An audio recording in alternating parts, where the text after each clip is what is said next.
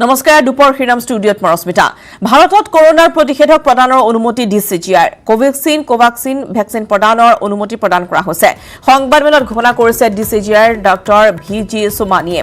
70.42% কাৰ্যক্ষম কোভিচিন ভেকচিনৰ পৰীক্ষণ অব্যাহত থাকিব বৰ্তমানও অব্যাহত কোভাক্সিনৰ পৰীক্ষণ বৰ্তমানলৈ 75 নিযুত কোভিচিন ভেকচিন উৎপাদন কৰা হৈছে কোভাক্সিন ভেকচিন দুটাকৈ ডোজ ল'ব লাগিব Zydus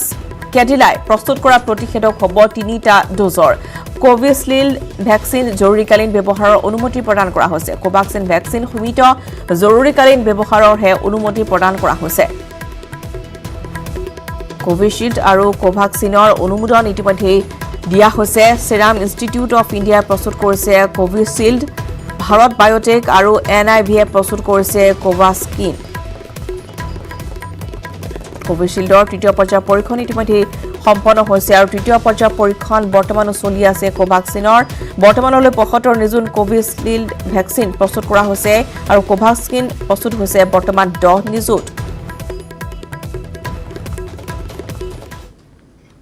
Adequate examination. The CDSCO has decided to accept the recommendations of the expert committee and accordingly vaccines of Messrs. Serum and Bharat Biotech are being approved for restricted use in emergency situation and permission is being granted to Messrs. Cadila Healthcare for conduct of phase 3 clinical trial in India. Messrs. Serum and Messrs. Bharat Biotech vaccines have to be administered in 2 doses. All the 3 vaccines have to be stored at 2 to 8 degrees centigrade.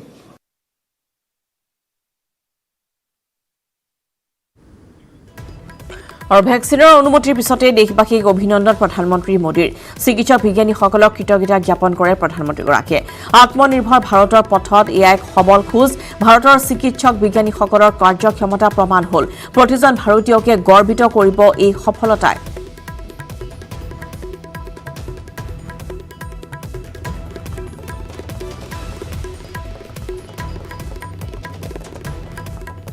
আৰু Covishield আৰু কোভাক্সিনৰ অনুমোদন সেৰাম institute of ইণ্ডিয়াই প্ৰস্তুত কৰিছে Covishield Bharat biotech আৰু এনআইভিয়ে প্ৰস্তুত কৰিছে কোভাস্কিন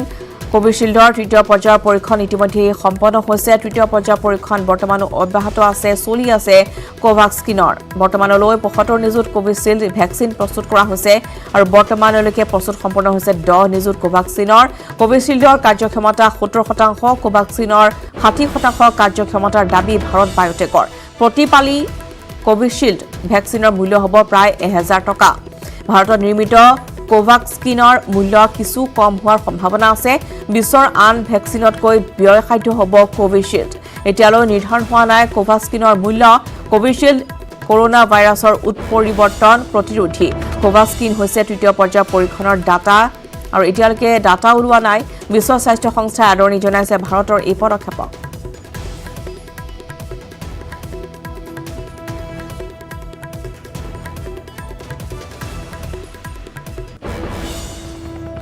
আৰু কোভিড-19 মহামাৰীয়ে বৃদ্ধি কৰিলে পৰস্পৰ নিৰ্ভৰশীলতা কৰোনাৰ বিৰুদ্ধে একত্ৰিত হৈ যুঁজ দিলে সমগ্ৰ দেশে ভেকচিন প্ৰদানৰ ঘোষণাৰ পিছতে পুনৰ প্ৰয়োজন হ'ব সকলোৰে সঁহাৰিৰ একত্ৰিত শক্তিৰে দেশৰ পৰা আমি নিৰ্মূল কৰিব লাগিব কৰোনা মহামাৰী এই ক্ষেত্ৰত প্ৰতিটো খোজতে আপোনালোকৰ সহযোগী হ'ব নেটৱৰ্ক 18 সেই উদ্দেশ্যৰে নেটৱৰ্ক 18 আৰম্ভ কৰিছে campaign Sanjeevani a shot of life সকলো সুৰক্ষিত নহলে কোনো সুৰক্ষিত হ'ব নোৱাৰে এই বিশ্বাসেৰে প্ৰতিগৰাকী ভাৰতীয়ৰ বাবে ভেকচিন সুনিশ্চিত কৰাই লক্ষ্য নেটৱৰ্ক 18ৰ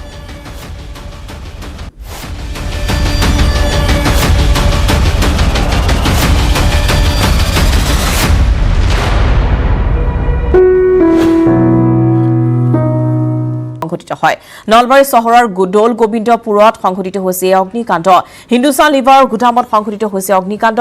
লাখ লাখ টকাৰ সম্পত্তি ভস্মীভূত হ'ল এই বিধ্বংসী অগ্নিকাণ্ডত প্ৰবাদ জনাও যে নলবাৰী চহৰৰ মাজমজিয়াত নিশা সংঘটিত হ'ল এক ভয়ংকৰ অগ্নিকাণ্ডৰ ঘটনা নলবাৰী চহৰৰ দৌল গোবিন্দপুৰত সংঘটিত হৈছে অগ্নিকাণ্ড হিন্দুস্তান লিভাৰৰ গুদামত সংঘটিত হৈছে অগ্নিকাণ্ড লাখ লাখ টকাৰ সম্পত্তি ভস্মীভূত হৈছে অগ্নিকাণ্ডত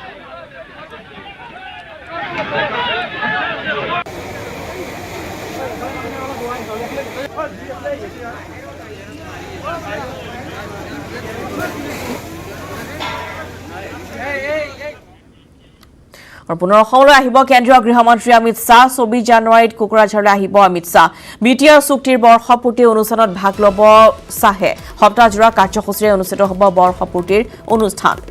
আৰু জনাও যে পুনৰ অসমলৈ আহিব কেন্দ্ৰীয় গৃহমন্ত্ৰী অমিত শ্বাহ আৰু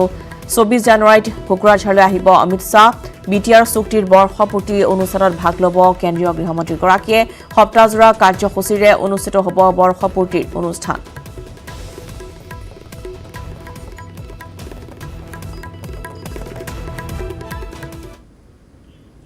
হুজাই জিলাৰ ডবকাৰ সাংমাজি পথাৰ ধান ক্ৰয় কেন্দ্ৰটো পুনৰ মুকলি কৰাৰ দাবীত শ শ কৃষকে ধান ক্ৰয় কেন্দ্ৰটোৰ সন্মুখত উপস্থিত হৈ উত্তাল প্ৰতিবাদ সাব্যস্ত কৰে ধান ক্ৰয় কেন্দ্ৰটো স্থাপন হোৱাৰ পূৰ্বৰে পৰাই এটা দুষ্ট চক্ৰই এই কেন্দ্ৰটো বন্ধ কৰিবলৈ উঠি পৰি লগাৰ অভিযোগ কৰে কৃষকে যাৰ ফলস্বৰূপে ধান ক্ৰয় কৰাৰ প্ৰথম দিনতেই দুষ্ট চক্ৰটোৱে কেন্দ্ৰটোৰ বিৰুদ্ধে হকে বিহকে বিভিন্ন মাধ্যমত অপপ্ৰচাৰত লিপ্ত হৈছে যাৰ বাবে হুজাই জিলা প্ৰশাসনে কেন্দ্ৰটোত ধান ক্ৰয় কৰা প্ৰক্ৰিয়া বন্ধ কৰি ৰাখিছে নিৰ্ধাৰিত সময়ত উচিত মূল্যত নিজৰ উৎপাদিত ধান বিক্ৰী কৰিব নোৱাৰি স্থানীয় কৃষক ৰাইজ ক্ষুব্ধ হৈ পৰা পৰিলক্ষিত হৈছে আমাৰ ক্ৰয় কেন্দ্ৰটো মুকলি কৰি দিব লাগে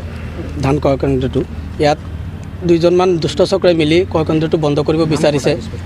এই কাদিৰ নামত মানুহ এজন তেওঁৰ ৰিলেটিভৰ কোনোবা হয় তেওঁলোকে গুদামটো মানে তেওঁলোকৰ ওচৰতে নিব বিচাৰি আছে তেওঁলোকৰ ব্যক্তিগত স্বাৰ্থৰ কাৰণে কিন্তু এই গুদামটো ইয়াত থকাৰ কাৰণে আমাৰ এইটো অঞ্চলৰ বহুত মানুহৰ সুবিধাজনক হয় আমি সেইটো কাৰণে এই কেন্দ্ৰটো ইয়াতে মুকলি কৰি দিব লাগে অসম চৰকাৰ তথা হুজাই জিলা প্ৰশাসনক অতি সোনকালে খুলি দিব লাগে অনুৰোধ জনাইছোঁ বেলেগুৰি পথাৰ বেলেগুৰি গাঁও চাংমাজি পথাৰ চাংমাজি মিকিৰ গাঁও সৰু পথাৰ 48 এনেকুৱা আমাৰ প্ৰায় 20খন গাঁৱৰে ইয়াত ধান দিয়াৰ কাৰণে সুবিধাজনক গতিকে আমি কৃষক ৰাইজে ইয়াৰ পৰা বুকি নি হুজাইত দিম বা বেলেগ জেগাত দিম আমাৰ কাৰণে সক্ষম নহয় কাৰণ আজিৰ দিনত যিটো খৰচ হয় সেই অনুপাতে আমি ইমানখিনি বুকি নি দিলে আমাৰ লছ হয়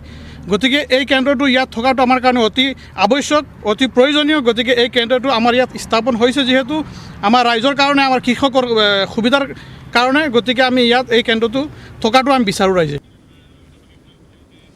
নৱবৰ্ষৰ দ্বিতীয় দিনা সন্ধিয়া গুৰুজনাৰ জন্মস্থান শ্ৰী শ্ৰী বটদ্ৰৱা থানত আশীষ ললে দেৱব্ৰত শইকীয়া মৰিয়নিৰ বিধায়ক ৰূপজ্যোতি কুৰ্মী গৌতম বৰাই সম্পূৰ্ণ জাতীয় সাজ পৰিধান কৰি পোনে পোনে বটদ্ৰৱা থানৰ কীৰ্তন ঘৰত প্ৰৱেশ কৰি চৈধ্য প্ৰসংগৰ অন্তৰ্গত সন্ধিয়াৰ নাম প্ৰসংগত অংশগ্ৰহণ কৰি আশীৰ্বাদ গ্ৰহণ কৰে পাছত কীৰ্তন ঘৰতে ভকত বৈষ্ণৱৰ নাম কীৰ্তন আৰু বটদ্ৰৱা থানৰ নিত্য নৈমিত্তিক প্ৰসংগ আদি বিভিন্ন ধৰ্মীয় বিষয়ে আলোচনাত মিলিত হয় অজন্তা নেওগেও 20 বছৰ কংগ্ৰেছৰ মন্ত্ৰী বিধায়ক হৈ থাকি নিৰ্বাচনৰ আগত কৰা দল ত্যাগে কংগ্ৰেছৰ কোনো ক্ষতি নকৰে বুলি মন্তব্য কৰে দেৱব্ৰত শইকীয়াই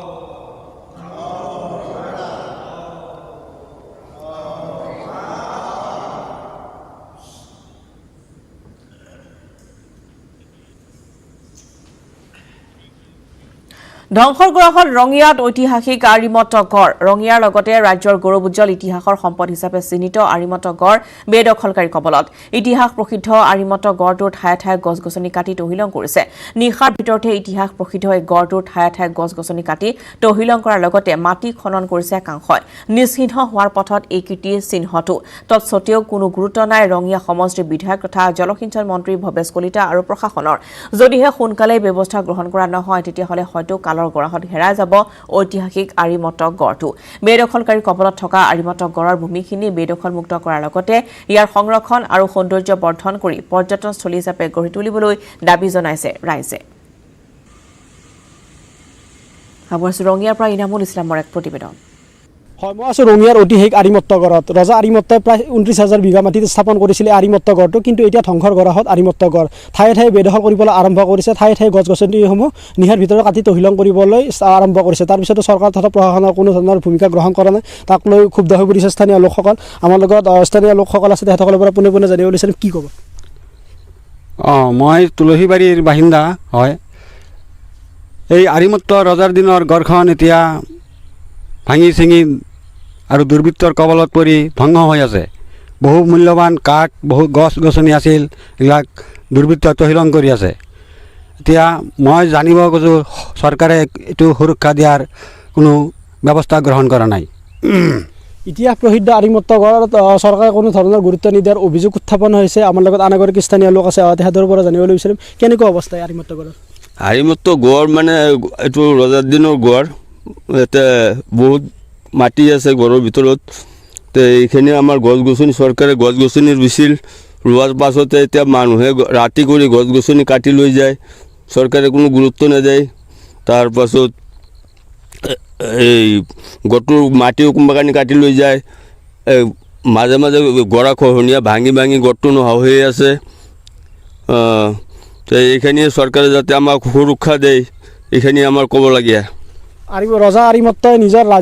ৰাজ্য সুৰক্ষা দিয়াৰ উদ্দেশ্যেৰে এই আৰিমত্ত গড়টো স্থাপন কৰিছিল, কিন্তু এতিয়া ধ্বংসৰ গৰাহত আৰু ঠায়ে ঠায়ে বেদখল হ'বলৈ আৰম্ভ কৰিছে আৰু চৰকাৰৰ ওচৰত যি আৰিমত্ত গড় আছে এতিয়া নিচিহ্ন হ'বলৈ ধৰিছে আৰু ঠায়ে ঠায়ে গৰাখহনীয়া হৈছে অথবা আন ঠাইত জয়ী হৈ যায় বা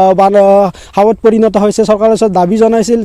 যদি কোনো ধৰণৰ ব্যৱস্থা গ্ৰহণ নকৰাৰ অভিযোগ উত্থাপন হৈছে, সেয়ে চৰকাৰৰ ওচৰত বিচাৰিছে যাতে যি আৰিমত্ত গড় আছে সেয়াত সুৰক্ষা দিয়াৰ বাবে। ষ্ট্ৰবেৰী খেতিৰে স্বাৱলম্বিতাৰ নিদৰ্শন দেখুৱাইছে ওদালগুৰি খুচুৰাবাৰীৰ দুজনকৈ যুৱকে। মাৰ্কুছ খাখলাৰী আৰু ৰঞ্জন বসুমতাৰীয়ে কৃষি কৰ্মৰে তেওঁলোকে পথাৰ আমাৰ বজাৰ আমাৰ এই বাক্যশাৰী প্ৰতিপন্ন কৰিছে। যোৱাটো বৰ্ষ তৰমুজৰ খেতি কৰি প্ৰায় 5 লাখ টকা উপাৰ্জন কৰিছিল। এইবাৰ তেওঁলোকে 6,500 জোপা ষ্ট্ৰবেৰী ৰোপণ কৰিছে। 1,70,000 টকা খৰচ কৰাৰ বিপৰীতে প্ৰায় 18 লাখ টকা উপাৰ্জন হ'ব বুলি আশা কৰা হৈছে। প্ৰায় 2 বিঘা মাটিত অৰ্গেনিক বিলাহী খেতিও কৰিছে দুয়োগৰাকীয়ে।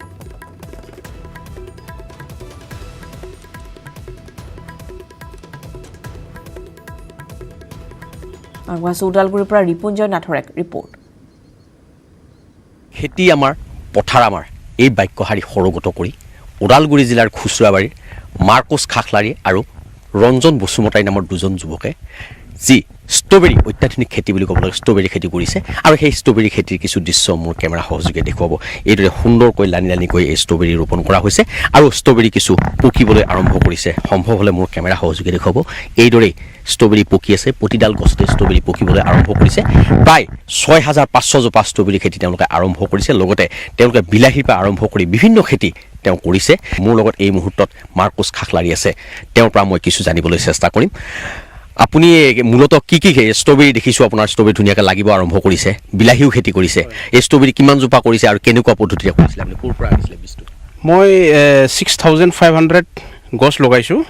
তো 6,500 ভিতৰত কিছুমান মৰিছে 100-200, তো মোটামুটি ধৰক 6,000টো আছে এতিয়া। তো 6,000ৰ পৰা এটা গছত আধা কেজিকৈ পালিও, আধা কেজিকৈ ফল পালিও ষ্টাৰ্টিংটো লাষ্ট লগে। তো এতিয়া মাৰ্কেটত 600 টকা গৈ আছে। তো এটা গছৰ পৰা যদি আধা কেজি যদি আমি ফল পাওঁ তো 300 টকা আমি ধৰি লৈছোঁ। তেতিয়া কিমান টকা হ'ব আপোনাৰ? মোটামুটি ভাল এটা কিবা লাখ টকা আমি পাম বুলি সেইটো নালাগে বাৰু। কিবা এটা ভাল এমাউণ্টৰ লাখ টকা পালে আমি কিবা এটা ভাল লাখ টকা পাব বুলি আমাৰ কেলকুলেশ্যনটো আছে আৰু। হয়, আপুনি কিমান টকা ইনভেষ্ট কৰিছে এই মুহূৰ্তলৈকে? প্ৰায় মোটামুটি 1,70,000 মানটো গৈছে মোৰ টোটেল খৰচ, পুলি কিনা, তাৰপাছত ইফালে লেবাৰ খৰচা, ৰোৱা, মোটামুটি 170টো গৈছে। পুলিটো ক'ৰ পৰা আনিছিলে? হিমাচলৰ পৰা আনিছোঁ ছাৰ। হয় হয়, হিমাচলৰ পৰা। কেনেকুৱা অনুভৱ? হয়, মই মানে বৰ্তমান মই প্ৰাইভেটৰো প্ৰফেচাৰ কৰি আছোঁ, মানে লেকচাৰাৰ কৰি আছোঁ। হয়, এইটো মানে মোৰ পাৰ্ট টাইম হিচাপে মই কৰিছোঁ। বৰ্তমান মই PhD কাৰণেতো ট্ৰাই কৰি আছোঁ। সেইটো কাৰণে মই মোৰ খেতিত অলপ ইণ্টাৰেষ্ট আছোঁ। মই যেতিয়া লকডাউন আছিল তেতিয়াতো এই ৱাটাৰ মেলন লগাইছিলোঁ, তেতিয়া মানে খেতিটোৰ ওপৰত অলপ ইণ্টাৰেষ্ট আহিলোঁ। ৱাটাৰ মেলনত আপুনি কিমান টকা পাইছিলে? মানে মোটামুটি ফাৰ্ষ্ট টাইমৰ কাৰণে এনেই বেনিফিট হিচাপত চালে 3 বিঘাত আমি ইমান হোৱা নাই, 1 লাখ মান। আচলতে এইদৰে ষ্ট্ৰবেৰী খেতি প্ৰায় 6,500 জোপা ষ্ট্ৰবেৰী খেতি তেওঁলোকে লগাইছে আৰু এই ষ্ট্ৰবেৰী খেতিৰ জৰিয়তে আচলতে তেওঁলোকে প্ৰায় 18 লাখ মান টকা পাব বুলি তেওঁলোকে এটা অনুমান কৰিছে। যদি একো প্ৰাকৃতিক দুৰ্যোগ বা কোনো দুৰ্যোগ নাহে তেতিয়াহ'লে কিন্তু তেওঁলোকে সুকলমে যদি বিক্ৰী কৰিব পাৰে প্ৰায় 18 লাখ মান টকা তেওঁলোকে উপাৰ্জন কৰিব পাৰিব।